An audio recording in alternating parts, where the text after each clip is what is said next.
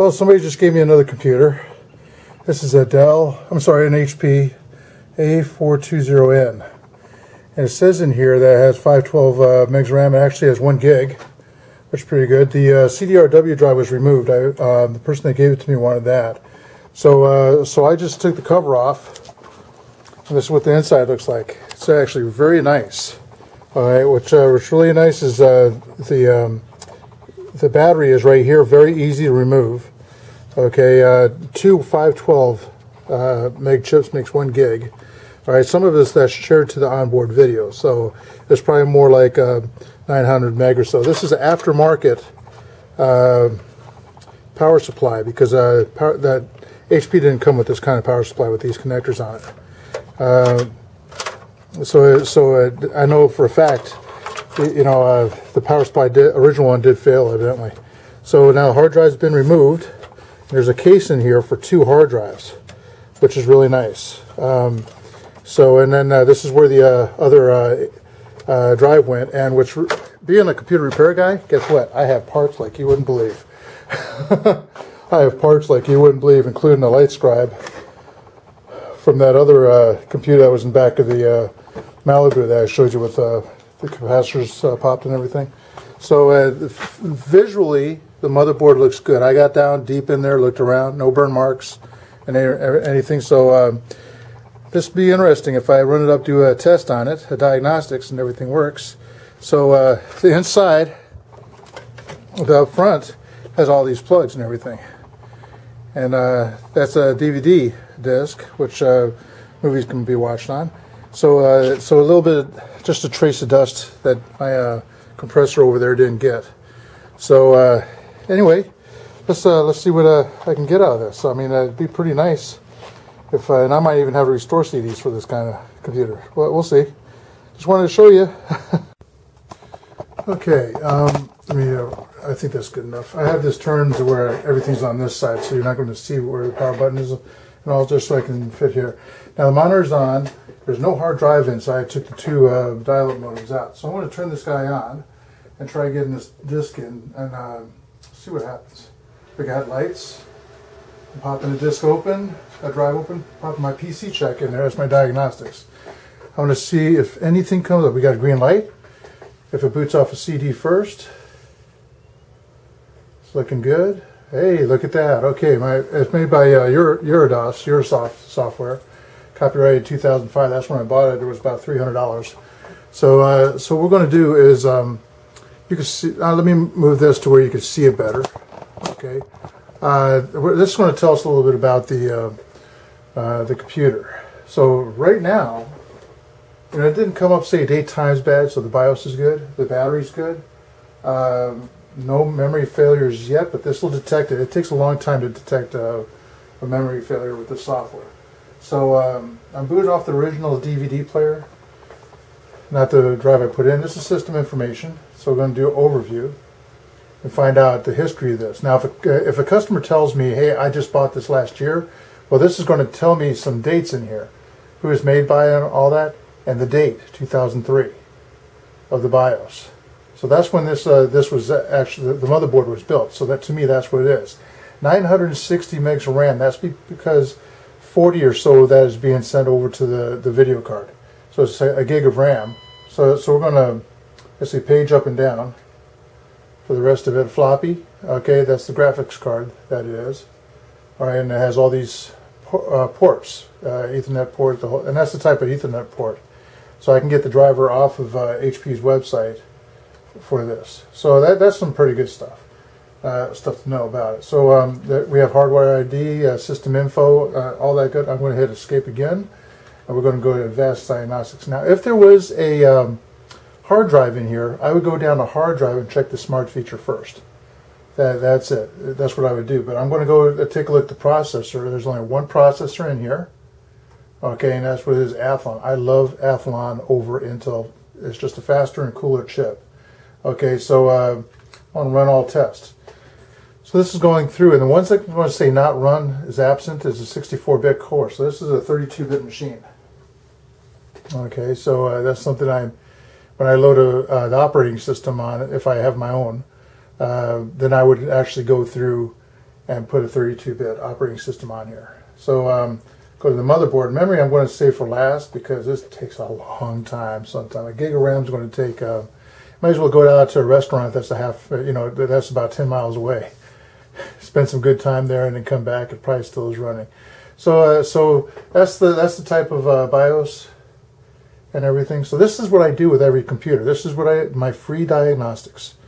All right. So if you bring me a computer or you send me a computer, the first thing I do is this diagnostics. Now, when we get down to the interrupts, which is on right now, and then it's going to tell me if the BIOS battery down here, this is the date and time, right? And if it has to be synced up. So we'll see if it has to be or not. So it zips through pretty quick. All right, and should end up everything's good. So the video has it all shift over a little bit, so you don't see the last digits. I'm not moving it over because every time I put a computer on here, I would have to move this around. That's ridiculous. When I get the OS loaded, it'll be centered. So so this, to me, after I do the memory check, we could test the CD-ROM drives too. If we have a faulty reader on the CD-ROM drive, so that can be checked. But I'm going to go into the memory, and it tells me all the different memory that I have. Now, video memory and the cache memories, I've never, in 30 years I've been doing this, I've never seen those fail. I've seen one of the memory chips, and it tells me the bank it's on, so if one fails, I know which one has failed. So this is test system memory. I'm going to hit that, and now it's testing this first one. And this is what takes a long time. There's 25, 2 of 25, 3 of 25. So these are just a massive amount of in-depth tests that it does. So I'm going to pause it here and then bring it back. I'm taking you through the full step of what I do into loading the system up. All right, now it seems like all the memory I did run all the tests, all the memory, and all the memory checks good. Now, something to help you out a little bit on the hard drive side. To put a hard drive in this, okay, you need to have it to follow the tracks down in here and inside. So you need to have screws on the side of the hard drive, okay, which hard drives don't come with. Typical hard drive doesn't have. So you're going to need those screws. And what's nice about this is manufacturers put screws, extra screws, okay, usually somewhere underneath the faceplate or inside the computer. So these 4 screws is what I'm going to need to put a hard drive inside. They're meant for the second hard drive. So if I wanted to add a second hard drive to this computer, I would have to come up with 4 other screws. All right, but you can actually take these in to Ace Hardware, Lowe's, whatever hardware store you have, and probably find something similar to those that would work. So that would be a nice, helpful idea, I think, especially if your hard drive disappears for some reason, or if you get something from a yard sale and you want to put a hard drive in. I know, this is some nice to know information about ATA hard drives. Remember when you're putting the cable on, the large cable, it doesn't matter if it's the slave or the primary connector unless you have another drive. Also, see this the red wire on this is always closer to where the power hooks up. Okay, I put the screws on the sides that fit this green thing. So I'm going to go ahead and slide that on. I do need 2 hands for that, and I'm holding the camera right now. But I usually plug all the plugs in first and then put it in because there's very low amount of room in there to do anything. And HP actually made this cable, and you can get cables like this with these 2 connectors very close together because you do have room in here for 2 hard drives. All right, so that's some nice to know information for you. So I'm going to go ahead and slide this into place and probably show you some more information about inside the computer. Okay, I have it arranged to go in. I plugged in all the connectors. I have it arranged to put in. And what's really nice about this, you bring it up, you get it in there, and you slide it down. All right, it's in. I'm pulling on it. It's really good. You take the lever, and push it down in a click, and this releases it, and this pushes it down and locks into place. It is not moving. There's no play in it. It's not moving at all. And that would do it to both hard drives. That would lock both hard drives into place. All right, so now the hard drive's installed. I don't know if you've noticed, but this is the cable that was off. This goes to the old sound input output of a CD-ROM drive. They're not used anymore. I wouldn't worry about that. Another thing is, down on the motherboard, right there are two SATA hookups. I don't see any more around, but there are two of them. Okay, so that coupled with the SATA power here, I could put a 1 terabyte SATA hard drive in there, or any size SATA hard drive. They come up to 3 terabytes now, I think. I think they even go up to 8. And some you have to really look around. They're expensive. And it really is up to the BIOS of this computer if it will handle that much. And I don't think there's a flash update to do that. We're getting beyond normal stuff. When you flash a BIOS chip, you can actually damage it if you don't know how to do that. All right, but I took the 2 modem cards out. There's empty slots back there. It is important to you to plug those up, to cover them up. Find something. You can use foil paper if you want, as long as it's secured and not going to fall down on the circuit board down there. But you know, fold them over quite a few times, make them stiff, and then put them into place. But it's for the air circulation in here.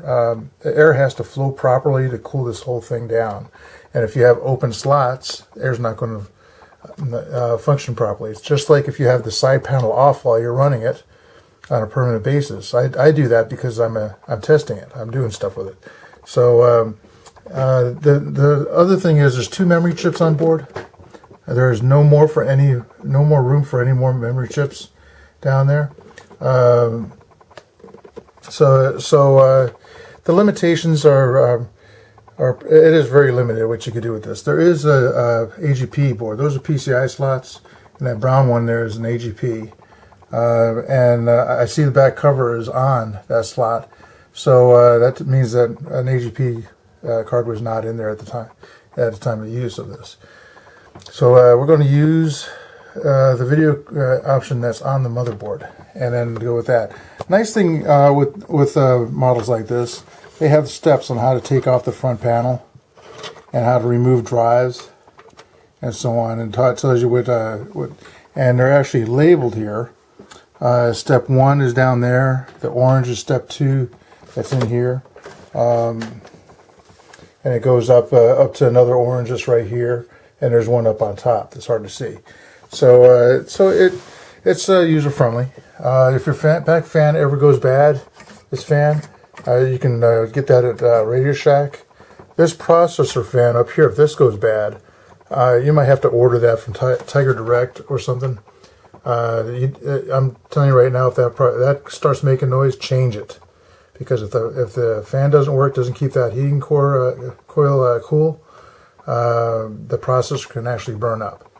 So anyway, like I said before earlier, I'm going to probably donate this once I load it up. So it's a good operating computer now. So grateful that it was donated. And hey, the same people that gave me a whole bunch of dollars to look at it is want to donate it. Check them out though.